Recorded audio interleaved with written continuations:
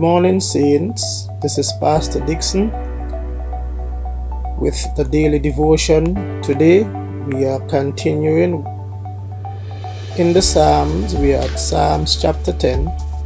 Last time we met, we looked at Psalms chapter 9, and we saw how David gave thanks to the Lord by the I wills.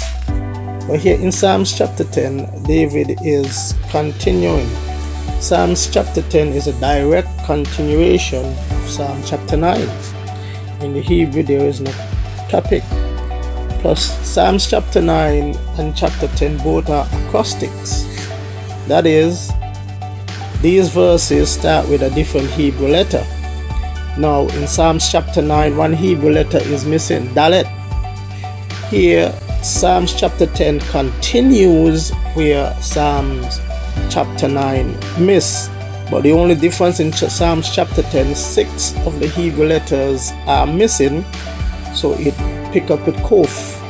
And here is what's going on, and the reason for that, some commentators said that 6 letters are missing because 6 is a letter of man, and there is some sense to it as we are going to look at Psalms chapter 10. In Psalms chapter 10, we see the Psalms start out with David asking a profound question, whereas in Psalms chapter 9 it starts with praise. In Psalms chapter 10 start out with despair. This is what the psalmist is saying in Psalms chapter 10. Why do you stand afar off, O Lord? Why do you hide yourself in times of trouble? Here we see something very important here. David is looking at God, seeking God, and saying, God, why do you stand up for this all kind of wickedness and all kind of trouble and all kind of distress and all kind of thing happen in the world, especially to the saints or to his people? Why do wicked men prosper? You ever wonder that? You ever thought about that? Why do wicked men prosper and good people seems to suffer from the hands of the wicked? Why? And this is a profound question. This is a question not just asked by so-called atheists, but even Christians. I mean, humanity in general, those of us who believe in God, sometimes it feel like, God, where are you in this situation? And he said, in pride, the wicked hotly pursue the afflicted.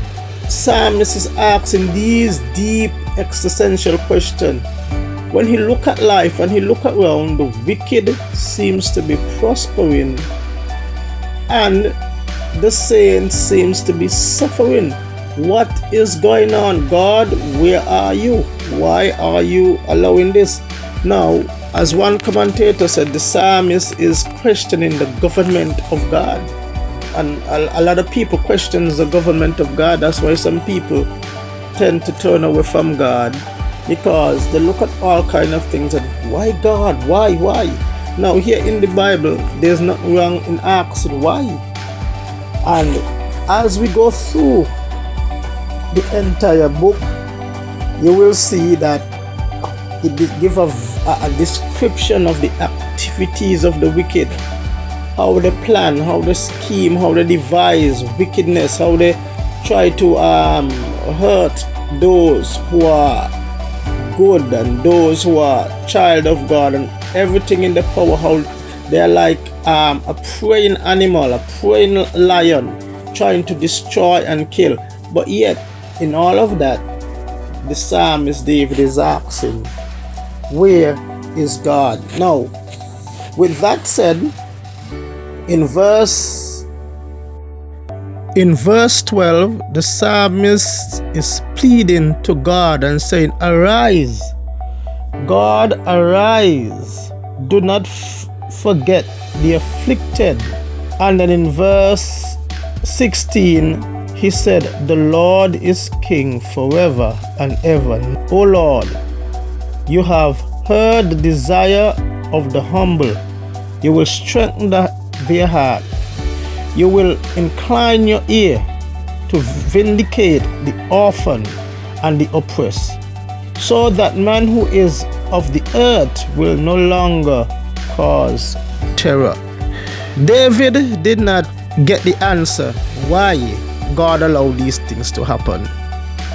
But one thing David knew, that God is still king, and one of these days he will vindicate and he will take justice, and he will vindicate the orphan, he will vindicate the saints, and he will take vengeance on the wicked. But the answer to why God allowed it, when we read the Bible in Psalm 73, you will realize the Psalm of Asaph. Asaph asks the same question. There is no answer. But one thing he said, when he go into the house of the Lord, he has hope. The reason why I said that these two chapters are connected, chapter 9 and chapter 10, as I said, there is no heading for chapter 10. And you can see chapter 10 picks up with the acrostics of Psalms chapter 9. Now, in Psalms chapter 10, there are 6 Hebrew letters missing, as was mentioned earlier. And some theologians believe that these 6 letters represent man. Remember, 6 is the number of man. And because 6 letters are missing, it shows the wickedness of man. This is the time of man. This is the day of man. And this is man's era to reign, to devise. And the heart of man is desperately wicked. Who can know it?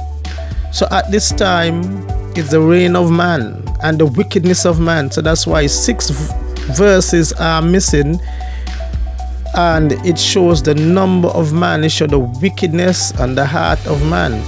But one of these days, God is going to come and reign. Right now, the kings of the earth and evil men of this world are reigning.